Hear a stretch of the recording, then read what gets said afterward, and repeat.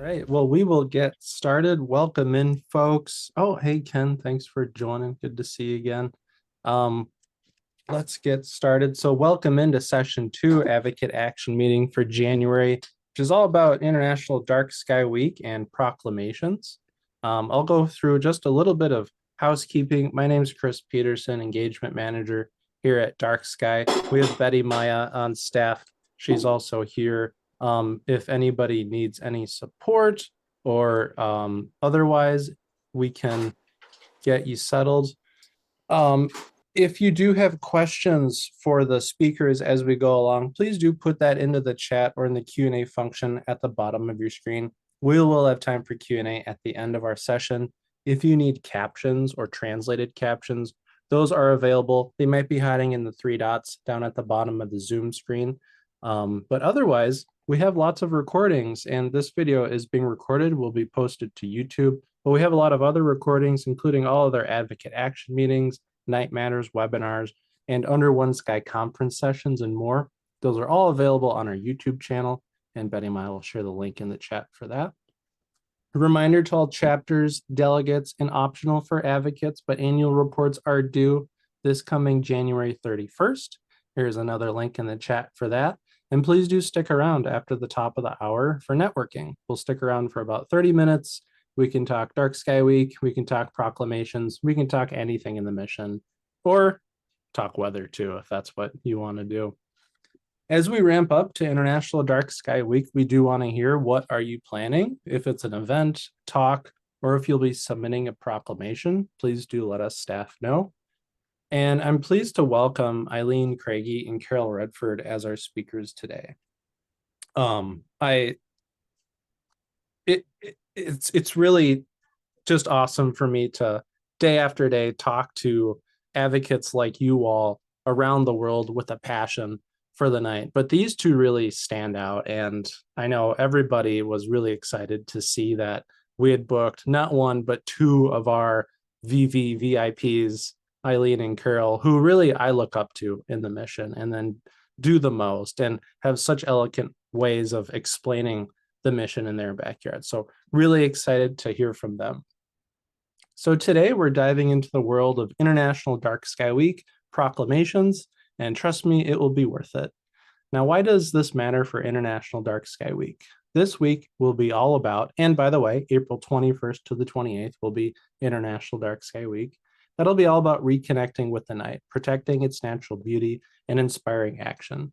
Securing a proclamation for Dark Sky Week for your community will amplify the global call to action, making it a powerful tool in the effort to protect our dark skies.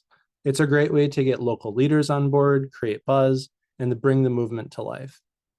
And so these 2 incredible leaders in our Dark Sky movement will be sharing their tips and insights on how to secure International Dark Sky Week proclamations, or it may be called a declaration of interest or different things for different international communities. And we'll walk through the whole process, break down the details, and explain again why these can be a game changer for the fight to protect our skies.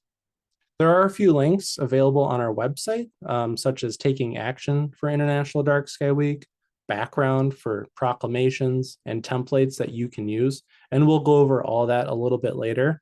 And Carol and Eileen also did a podcast with Betty Maya and one of our other staff members, Michael Reimer. That's available on Spotify if you want to take a listen. It's great. A little bit later, we'll also be sharing a video produced by Dark Sky International and a presentation by Amy Oliver, who is really our proclamation expert. Betty Maya and Amy had drafted a paper as well about proclamations and has really done a lot for the mission. So before we get too far, I'd like to take a step back and introduce Eileen and Carol, and maybe if you'd each like to give your own introductions, we can start there. You want to go, Carol? I will then. Thanks, Eileen. My name's Carol Redford. I'm based in Perth in Western Australia, and my dark sky advocacy started about 15 years ago when I accidentally owned a public observatory just north of Perth, and I was living in the country, and it really taught me so much about astronomy and the night sky. But it's really where my awareness about the increasing light pollution from our city of Perth was increasing. And yeah, then I started to learn a lot more about light pollution, and it sort of, yeah, it put me on this great journey. And now I'm not part of that observatory anymore, but I run a beginners club for stargazers and teach lots of people how to use telescopes and things like that. But also work with about 15 regional local councils, local governments in Western Australia. And with them, it's been a fantastic journey to really raise the awareness of our beautiful night sky, but also to work together to protect it going forward as well for our beautiful state. So I guess that's me in a nutshell. Thanks. Go ahead, Eileen. Okay, I'm Eileen Kragie. I live in Vienna, Virginia, which is about 10 miles outside of Washington, D.C. Terribly light polluted and keeps getting worse. I got into this probably 3.5 years ago because of increasing lights in my neighborhood and right around me. But I'd known about this for years and years, but didn't actually know it was a thing. And I joined DarkSky International as an advocate, connected with the DarkSky Virginia people, and then decided to start my own nonprofit, DarkSky Friends, to just focus a little bit more on legislation, excuse me.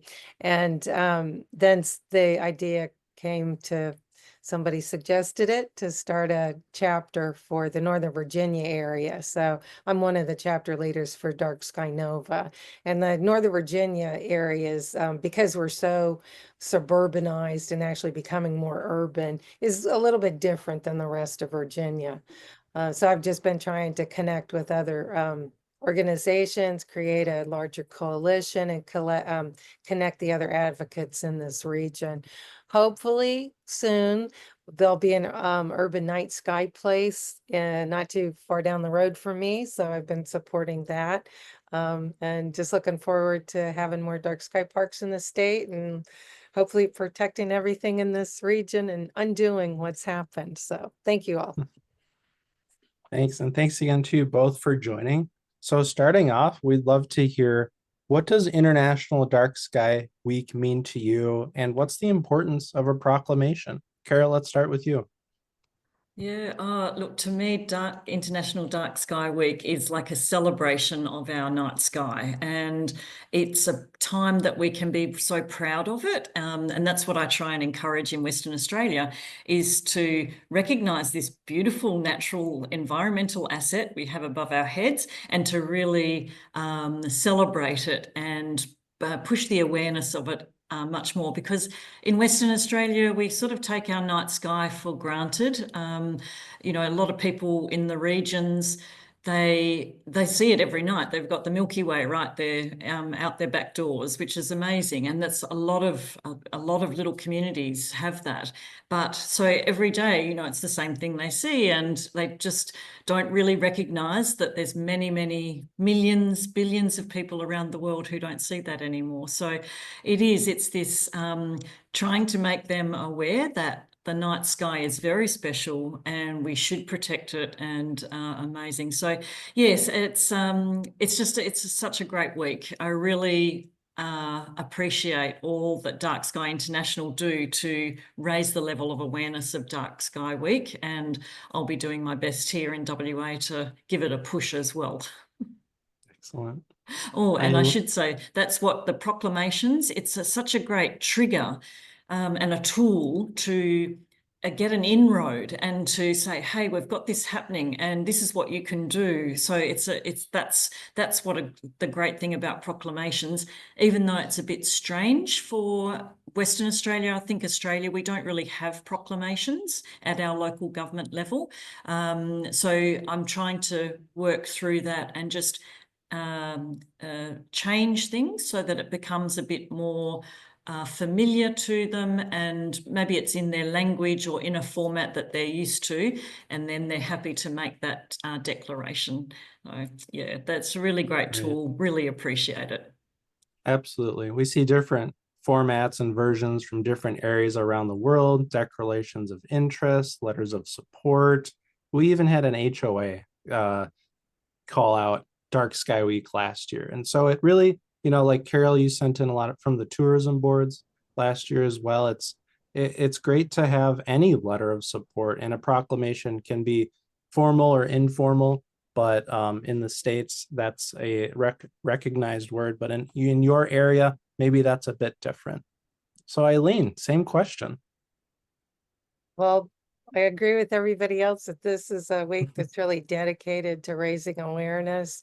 And I just really have enjoyed seeing what other people across the globe have done. I keep thinking about the night walks. I haven't done any, but that's I watched the videos of people who've done those, and that just seems like such a cool way to, generate some interest and get people out in their town or city and walking around and actually seeing what's going on.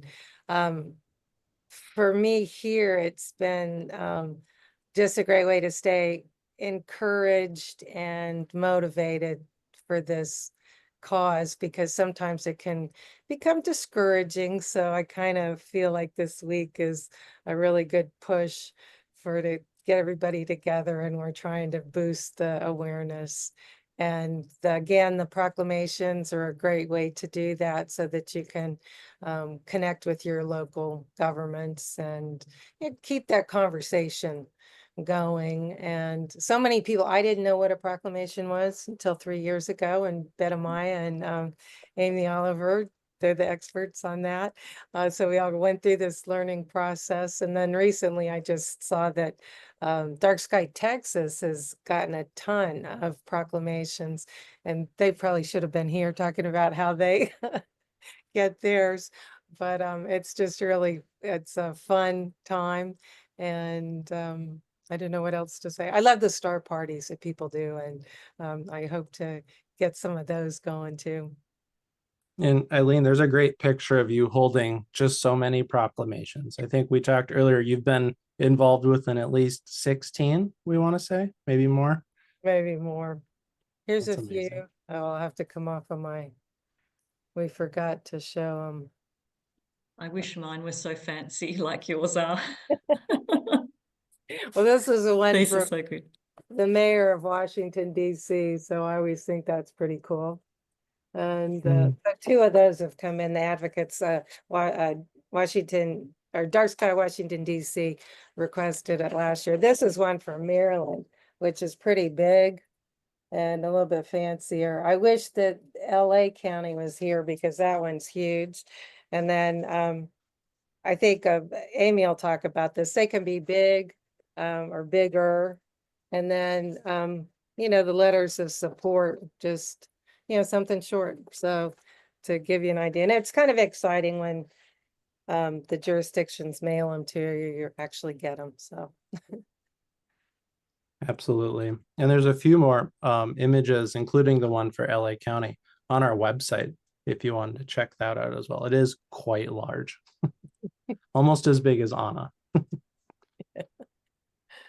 Great. Well, before we get too far, we do want to make sure everybody's on the same page. So we'll be sharing a video, and this video is from Betty Mai and Amy Oliver from a few years ago, talking about Dark Sky Week proclamations, why we do this, the importance, localization, language, and some of those important details.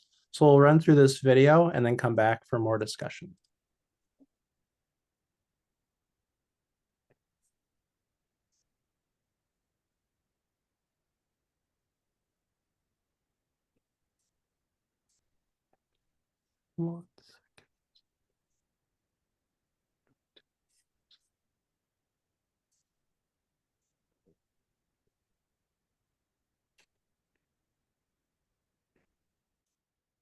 But if you are not in the United States, this document is most likely not called a proclamation. It's probably called a memorial document or a ceremony document or some sort of celebration document. And the best thing for you to do, if you're not 100% sure, is to take one of the samples that we have from last year or the year before and reach out to your local government or whichever government branch you are trying to work with and show them that document so that they understand what it is you're looking for. Now, there will be some jurisdictions that have never done this before.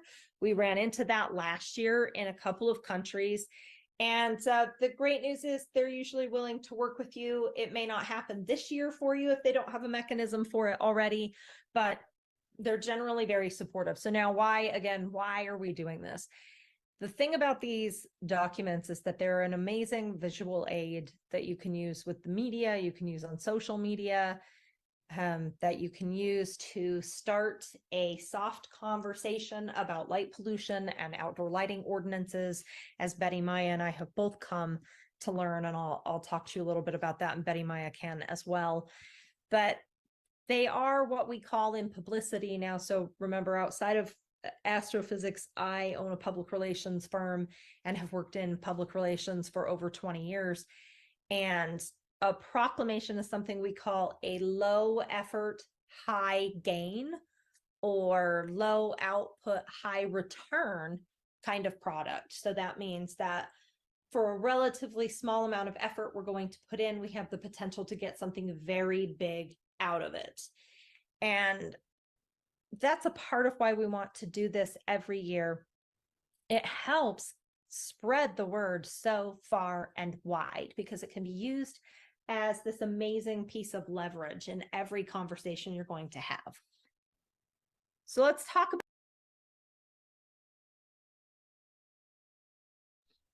Oh, sorry about that, folks.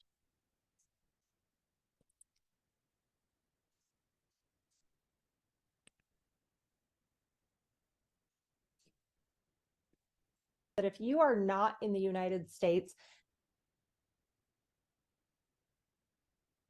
in every conversation you're going to have.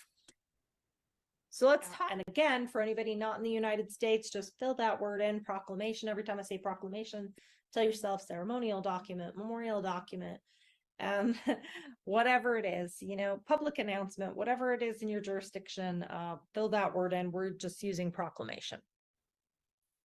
So what is it? Proclamation is an announcement. It's an official announcement that is issued and signed by local, state, country, province leader. It is a document, so you will be furnished with a hard copy document. Sometimes they're very large. They can be 11 by 17, 16 by 20. They can be very elaborate or they can be very simple depending on the type of jurisdiction you're in and what their resource pool is like for that. And it is always associated with an event of importance. A tool for education and awareness. Proclamations can be used to leverage media support, as you have already seen. And to educate your community about a proclamation is an announcement. It's an official, just like we know now what a proclamation is, we have to learn what it isn't. And this is very important. Proclamations are not a power. They don't give you power or authority for anything. That's very important to know. Very exciting to look at, but they have no power. They are also not enforceable policy or law. You cannot use your proclamation to make people turn out their lights during International Dark Sky Week or to change the type of light bulbs they're using. You can't make people do anything with a proclamation. It is a document. It recognizes your effort, but it cannot.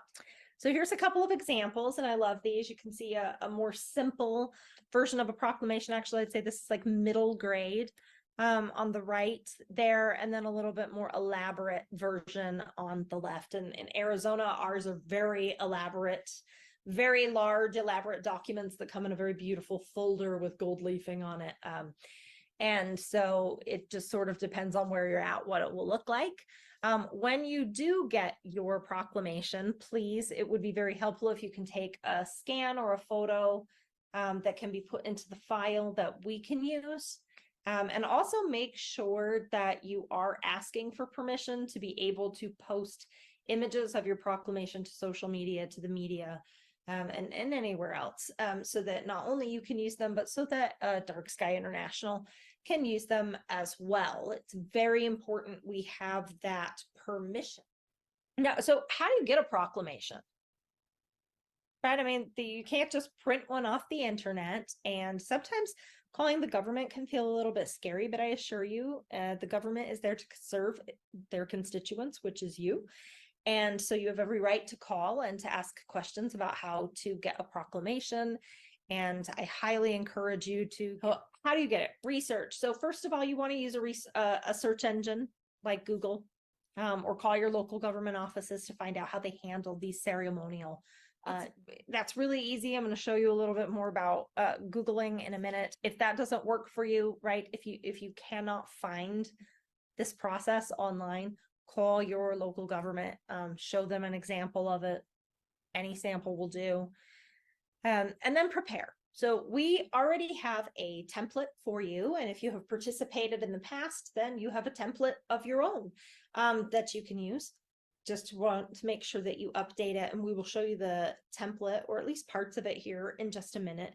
But there is a kit that you can access that will have that in there.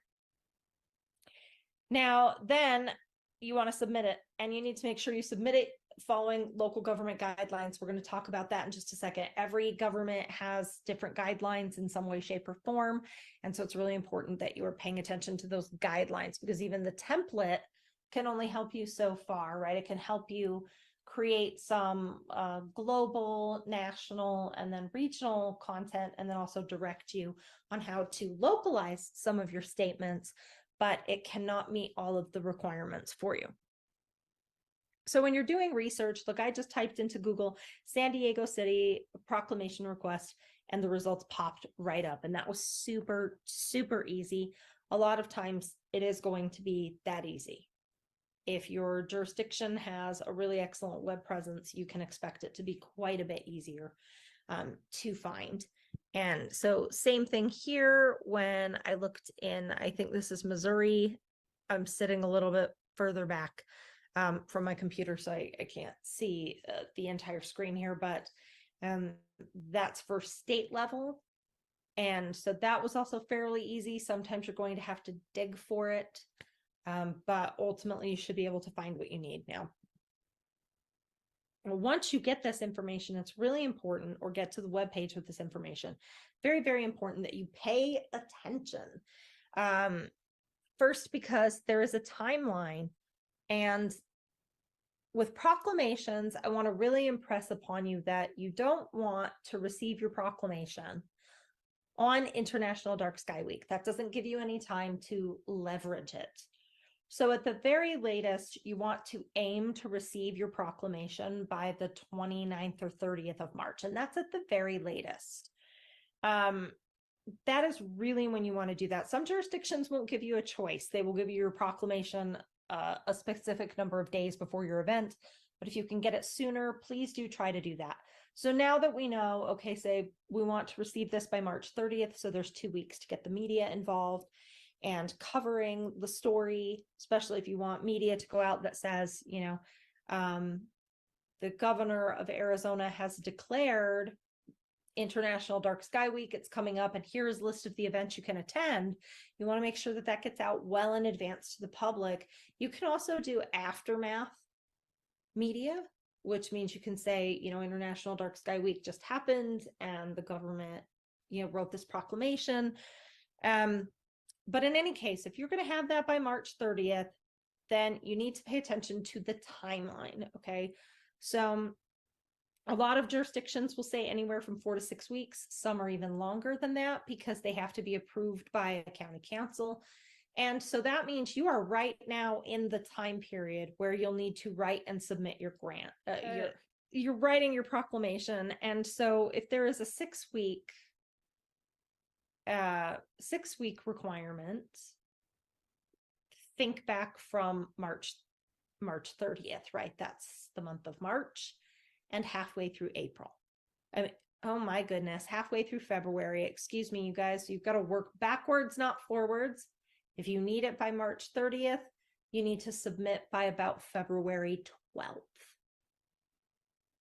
Okay, so consider that. And if it is 8 weeks, you want to submit by the first week of February. So it's really important that you're thinking about that. Some can even go as long as 10 weeks, and that means you'll want to submit within the next couple of weeks. Now, you also need to think about residency in some jurisdictions. For example, Connecticut, they require the person requesting it to be a resident of the state of Connecticut who also has a Connecticut address. And that proclamation will be mailed to that address where you can pick it up. And the state of Arizona has not been so stingy about that. And even when I was out of the country for quite a while last year, allowed me to mail it directly to the IDA office, or excuse me, the DarkSky International office. So that's a consideration that you need to make as well. If you need to get help, if you're writing for a jurisdiction that you can't get to, maybe it's several hours away. In Arizona, you know, our state government office is about 4 hours from my house. I don't want to drive there too often. So it's helpful that they allow me to mail it, or I'd have to have someone pick it up. And there may also be limits on your word count or the number of whereas statements. In Arizona, we can have 7 to 9 whereas statements, but in Connecticut, we could only have 3. So it's really important to pay attention to those types of limits. There may also be a word count limit. Now, your must-haves, you want to make sure that you're following the template that you have, you know, your more global broad statements, your statewide, local, or regional significance. Now, it's really very important when you are getting a proclamation, if you are in a town and they want town-based significance and you are writing a very broad-based statewide perspective, you may not receive your proclamation. And so it's very important that even if, say, you know, me, right, that I live in Sarita, Arizona, if I want that proclamation, I should not submit the same proclamation for the state of Arizona as I do for Sarita. I want to make sure that I localize that to that town. And so make sure that you're doing that. It's okay to have some of the same content, but always make sure that there's some connection, right? We don't want to submit to a state level government and have zero connection to that state level government. Now, at least 3 whereas statements. So you want to make sure that you provide those and also be correct in your formatting. Now, here's an example of some of the statements that you'll be able to pull out of the template and that Betty Maya will provide to you. And you can just sort of look at those. There are a number of places where you can see that we have put in brackets area to help you with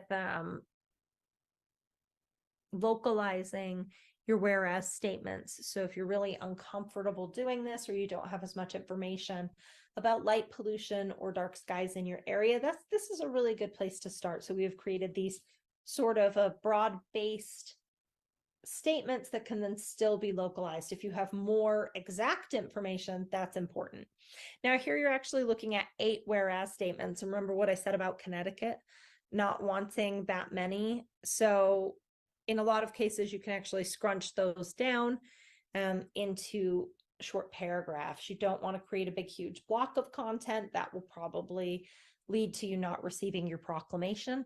But this still remains readable. And so you can do things like this if you really had to. Now, here's a really good example of where I've made content very localized for the state of Arizona. And we are very lucky in Arizona because we have a ton of information to talk about. And I'm going to read this one out, which is Arizona hosts the world's largest optical telescope and 10% of all the world's greatest or largest telescopes. And optical astronomy, which is both hindered and endangered by unfettered light pollution, represents a statewide capital investment of more than 1.3 billion and an annual economic return of over 250 million, including an indirect attachment to more than 150,000 jobs throughout the aerospace and defense sector. And whereas Arizona is home to dozens of nocturnal wildlife species, including the black-footed ferret, one of the most endangered mammals on the North American continent, and these species rely on undisturbed night environments to hunt, mate, and thrive. So this is an excerpt of the proclamation that we wrote for the state government of Arizona last year, because we know that our governor cares an awful lot about economic health and also environmental health and creating a healthy living environment for human beings and all of Arizona's inhabitants. So it's a really good idea to know what the agenda is of the political figure who has to sign your proclamation and make it real, because they will become probably slightly more invested and interested in what you are doing. So just consider that. It's not an absolute necessity. You don't have to do that, but it's definitely that nice little touch that can get you maybe that person coming to your event to read out your proclamation, or being willing to read it on camera. That happens in a couple of jurisdictions in Texas. You can make that request if you ask far enough in advance. And so the more aligned you are with that government leader's agenda and policy priorities, the more likely you are to be able to get these things. The other kind of exciting thing we're asking for in Arizona and a couple of other jurisdictions is for them to unlight our Capitol buildings for at least a night, or light them up red, because red light is the light that does not bounce or scatter into the night. And so it's a really exciting opportunity to be able to do that type of thing. And as you start learning more about proclamations and these requests that you can make, you're going to find, I think, all sorts of really interesting things that you can do and can discuss with your local government. So how do we put proclamations to work? It already sounds like they're doing a lot of work, but they don't do anything by themselves, except in some cases live forever on a government website in some like weird back corner that no one can find. So it's important that we do something with them. And that is why it is so important that you get permission to use them. So you can see here in that bottom left-hand corner, I say again what I have said a couple of times already in this presentation, is that in most localities, you need written permission to share images from the government office that issued your proclamation. Okay, so it's really important to get that permission. So make sure that you're asking for that permission, either at the time you ask for your proclamation, if the process is a little less formal, or after you have received it. So post your proclamation. That is one of the easiest ways to be able to get leverage, is to post it out so that people can share it and be as excited about it as you are. Make sure that you distribute it. So get permission to send a picture of that proclamation to the media, and then also leverage it. So pitch, and I will talk about this in just a second, what this means. Pitch your project for local television and radio news interviews, and use the time to talk about dark skies. So pitching this is sort of what a pitch looks like if you were going to write it via email. And you write a very, very short and sweet little email. If you have events, you can also put the dates and times of your events in here. But here you'll note that I had written this to the state of Utah in 2022 about International Dark Sky Week. And, you know, Utah, you can say all sorts of things about dark skies and how much the government supports it, because it's true. Utah has so many dark sky parks and dark sky communities, and really loves dark sky tourism. And so that's an easy win. If you have that sort of thing going on in your local government, you can really leverage that with the media as well.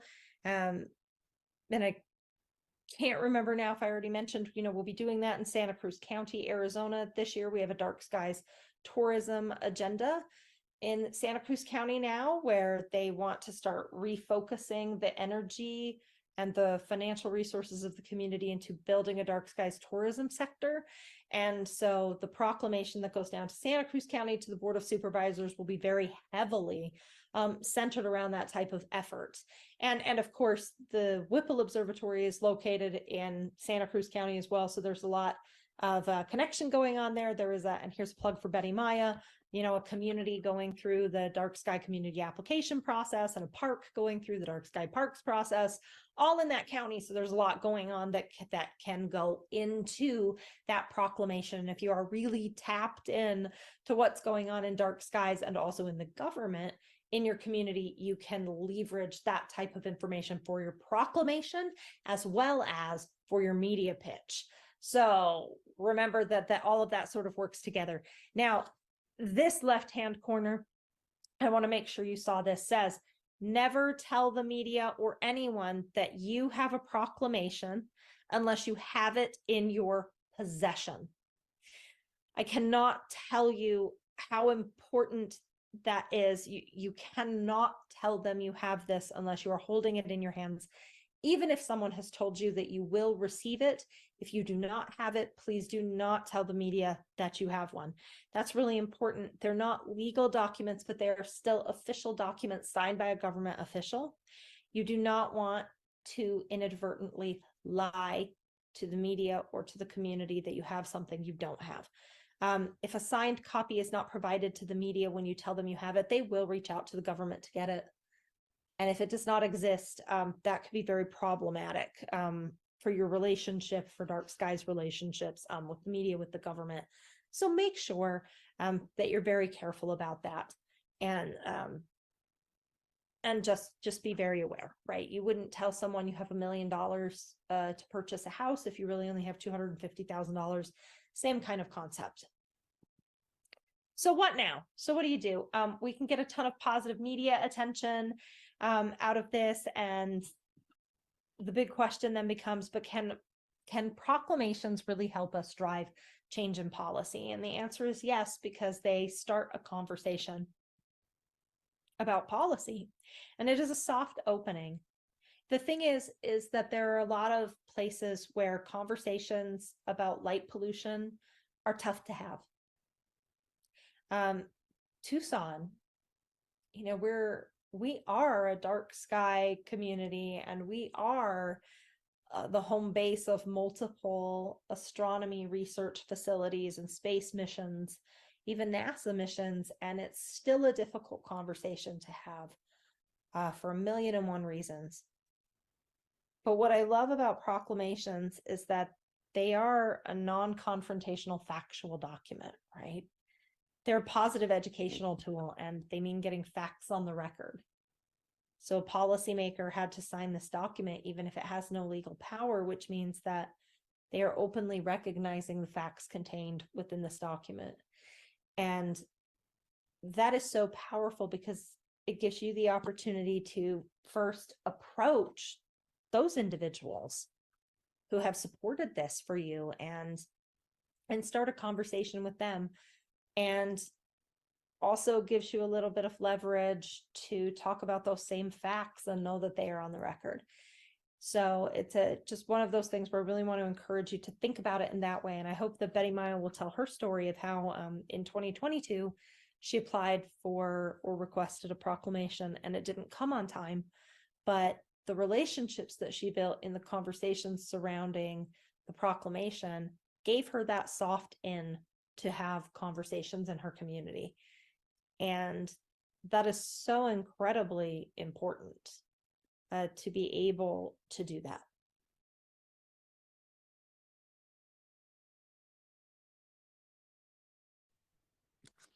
Thanks for listening, everyone. We'll get back to our speakers now. Eileen, you had shared a story, proclamation not coming in time. What do you do then? What happens?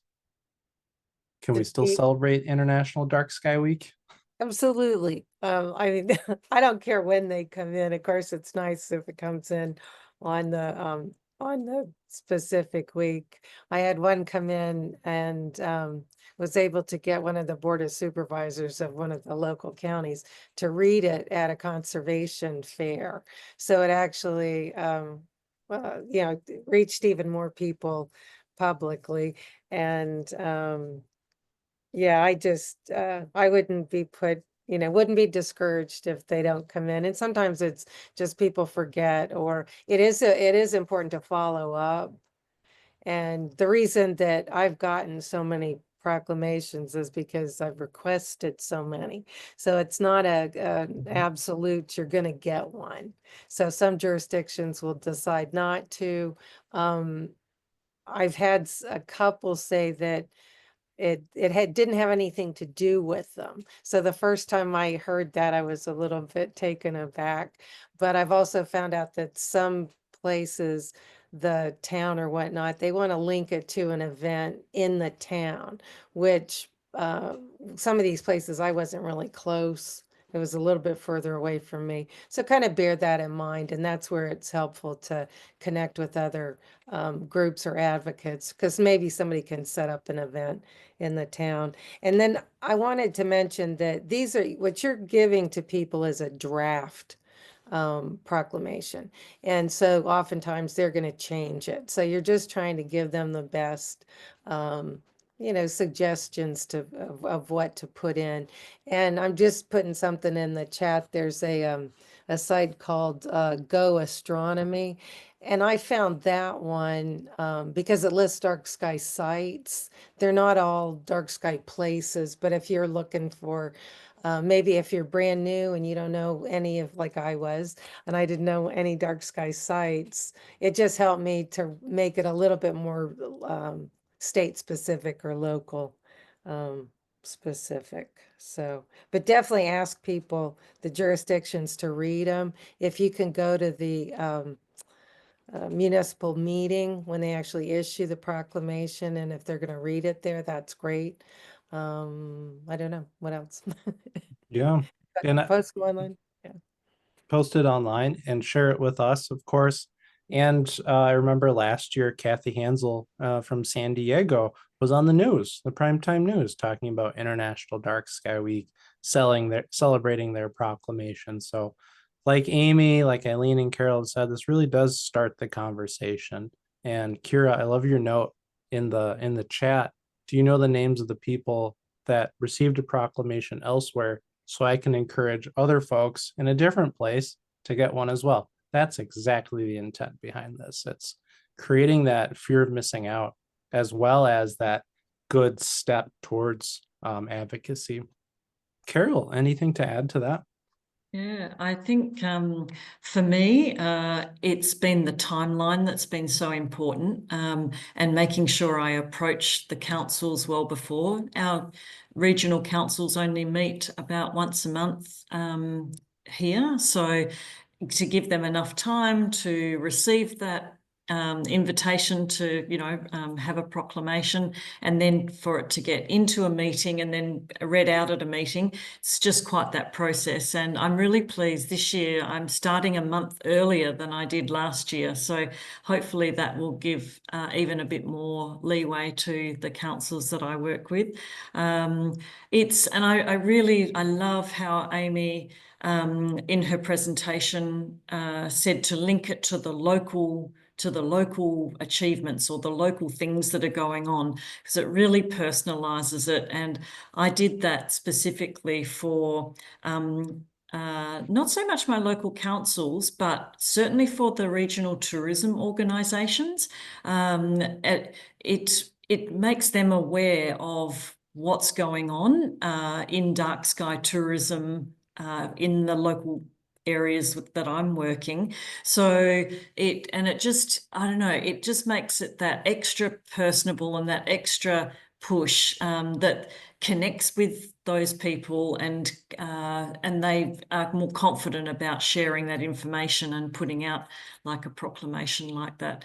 Yeah, that I really like that. And I even last year I approached a World Heritage Committee up in our beautiful Shark Bay area in Western Australia. We have a World Heritage listed area, and it was that committee that I approached, and they'd not considered dark skies before, even though they're in that environmental arena. They still, dark skies and the protection of the nighttime environment's not a thing that they were thinking about. So it's raised the awareness there, which is fantastic. And I work with the town of Denham in Shark Bay, and that was my link to that World Heritage Committee. So I try and use any little link that I might have and any links that they might have to sway them to make these proclamations. It's good fun. Nice. I just Now, want when approach, oh, go ahead. I just want to weigh in that the Sierra Club has a light pollution page. Of course, the Audubon, Bird Alliance, master naturalist groups are interested in this, native plant groups. So the first year that I got involved with this, it was just me going out as a dark sky advocate asking for these proclamations. But over the last, 3 years, I've connected with all these other groups. So as I've learned things about what's going on, you can add that into your proclamation, because they love to talk about the plants, or if there's Bethany Beach here in wherever it is, Delaware, has a specific species of fireflies. So what a great thing to put into if somebody's doing a Delaware one. And then the first year too, with the when Amy and Ben and I were given the presentations about how to get the proclamations, Amy suggested you can go to college or university presidents. So that first year, I think I reached out to 7 or 8 universities. None of them came in. But what happened with one of the schools near me is it ended up on the director of the observatory's desk. So when he called me, number one, I didn't even know the school had an observatory, and I went to that school, much less that it's one of the largest ones on the East Coast. So that led into a really good relationship that I developed with, that university and the observatory. So I don't know if that helps at all, but you never know where things Yeah. will lead. So It It never is- hurts to ask. Yeah. It is quite amazing the pathways that are simple that approach for a proclamation. It's amazing the pathway that leads to and where it takes you from there. I was quite impressed with that last year myself. and it's giving you the opportunity to educate people about light pollution, because you'll start talking to somebody and then you'll say, well, have you ever heard of light pollution, or do you know what it is? Of course, when they say yes, you're so, excited, but a lot of people say no. And then you have an opportunity to tell them about the work that we're all doing and why it's, what's special about the area that you live. Absolutely. And back to those partner organizations, we've seen it where it's come across where local Audubon chapters have partnered with dark sky groups to do joint proclamations. So that's definitely a possibility if you do have partners in your area who you may want to bring on board and talk about events, talk about submitting a proclamation, talking about light pollution with different folks. That could be another avenue to move forward to. Now, when we approach certain organizations, or I'm sorry, not organizations, but cities or locales, how do you do a proclamation, and either of you can answer, that may have a good bit of light pollution without being hypocritical and not authentic? How do you approach that? Carol? Yeah, I think it's just that you have that opportunity to do that education. I don't think it's hypocritical. I think even the proclamation can say, even those basics of, we're recognizing Dark Sky Week for the first time. This is something we're learning about. And, just even those initial steps, including those in that proclamation, I wouldn't see a problem with that. It's just that somewhere that is heavily light polluted is starting to become aware, and they're starting to make that progress. I had last year, as we mentioned before, I had quite a few proclamations from my regional tourism organisations, and I did ask our Perth City Regional Tourism Organisation for a proclamation. But there's a little clash there with Perth is known as the City of Light. It goes back to when the American astronaut John Glenn first orbited Earth, and what happened when he was orbiting in the 1960s into darkness for the first time. He was coming across the West Australian coastline, and he famously asked for the city to turn on all its lights so that he could see the city and the coast there, which we did. And so from that, we had this little tag, the City of Light.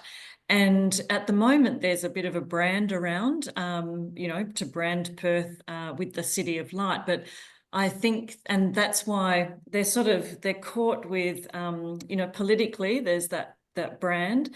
But they were very good to write a letter of supporting what I've been doing. It wasn't a proclamation, but they wanted me to know that we really like this Dark Sky tourism initiative, and we think it has great community and economic benefits and social benefits. And we want to let you know that we are supporting you, but they just couldn't give us a proclamation. So this time, I think I will approach them, because we've been doing a bit of activation of dark sky tourism within the city. We're very lucky. We can still see the brighter constellations. And, we've had Singaporean visitors now interact with astronomy activities while they're in Perth. They're purchasing a ticket to have that experience. And someone who's coming from a place like Singapore, seeing any stars, of course, is going to be miraculous to them and awe-inspiring. So we can still do that. And I think I will approach this regional tourism organisation with that this year. Look at what the economy could be, even within Perth, our capital city, even though it's light polluted, and that we can be celebrating what the darkness that we have, and still keep encouraging that work towards progressing to protect the nighttime environment. Yeah. It's an interesting challenge. I started taking these postcards of the 5 principles of responsible outdoor light at night, and I'll take enough to give to all the supervisors or the town council. So again, it's the proclamations recognize the problem, get them on record for the human health, the environment, the wildlife, and then the 5 principles. That's how do we solve it? So I don't. Maybe it'll be the city of responsible light, Carol. Not. I'd love that. That sounds good. The city of smart lighting or responsible lighting. Yeah, absolutely. Oh my goodness. Well, I think, we can work towards becoming real leaders in lighting management and the reduction of light pollution. And it can be something quite unique for our city to hang its hat on in the future. And I think looking for ways that it's is of economic benefit to the communities. So I could, you kind of search for this. I had approached some local coffee shops and restaurants a couple years. Nobody did anything, but to make a special coffee, or maybe to make a special. I went to 2 breweries I know in Utah and some other places. They've done joint things with breweries, and so the possibilities are endless. But then how do we bring businesses in and make it, what's in it for them? And you can make it fun, increase the awareness, and people can make some money too. So That's right. And we have a question that is it an annual ask? Well, International Dark Sky Week happens once a year during typically the month of April. However, there are some other communities. For example, Colorado does Dark Sky Month for June. There is a event on the North Shore of Minnesota called Celebrate the Night Sky Week. That's in October. So it depends. And you could submit a proclamation for really any time of the year. This is a coordinated effort during April to get as many localities, states, countries, you name it, to at the same time support the night. And that's really what we're looking for. So as we come up almost at the top of the hour, Eileen, I want you to go ahead with that thought and then give us any final thoughts, takeaways before we close out. My experience has been the proclamations are they run out. It's just for 1 year. Virginia, 2 proclamations were issued, and then some advocates from another spot in Virginia got a resolution passed through the General Assembly. So now every year will be International Dark Sky Week in April. And so you don't have to go through this process, again, but remember that it's there so that you can promote the week and the resolution every year going forward. So, yeah. And any final thoughts or takeaways to our attendees? I've approached this as in a celebration manner, and it just because it can be daunting when you're asking for something so formal from an organization or a locality. But if you can sort of, you're inviting them to celebrate and be part of International Dark Sky Week and be part of the whole learning about how we can protect our night. So yes, I just approach it as a celebration. It's like you're inviting someone to a party and we had a good conversation on the podcast. So for that, I really encourage people to head over to the podcast and have a listen. But yeah, just enjoy it, and it's not terrifying, and it's just opening those beautiful conversations. I agree with Carol there, and everybody that I've spoken with or dealt with has been super nice. If you actually call the jurisdictions, you'll normally be talking to the city clerk or somebody, and they're really helpful. And if you're just doing this for the first time, they'll help you do it and you'll learn. And there was something else I was going to say. Oh, don't forget to use the proclamations the rest of the year. So take it to your events or mention it to people. If you're doing a speaking presentation, mention it or bring it. And people are interested in it and they'll go, oh, it gets their attention like, oh, my city did this or my town. So I found don't let them just be for 1 week. Keep using them. Absolutely. In my local chapter, we bring our fancy gold seal version to all tabling events, and people just love looking at it, and they really don't know what it is. So it's a great conversation point.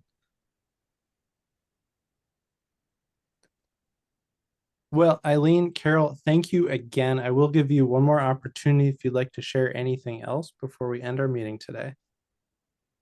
Good, go forth and be brave to get some great proclamations in for 2025. And for anybody who's uses the Slack platform, there's a spreadsheet, and that's very nice to see all these proclamations coming in, and it's exciting and supporting everybody. And that also gives you information that you can, as you talk to people, oh, California did this, or Pitcairn, or Italy came in, or Guatemala, or whatever, or Australia. So it's kind of fun. It gives you more information to go out and talk about, what's going on too. And that fear of missing out too. Yeah. Yeah. Gives them that fear of missing out and really lets you know that you're part of the global movement, that you're pushing things forward with people. We can't solve light pollution overnight, but I bet a lot of us could make a big dent in it one night at a time. So thanks everybody for joining. We really do appreciate it. Eileen and Carol, thanks again. We'll definitely need to have you back, and folks will share out that link to that podcast episode in the chat. And reach out if you have any questions. Happy to talk your ear off about proclamations. So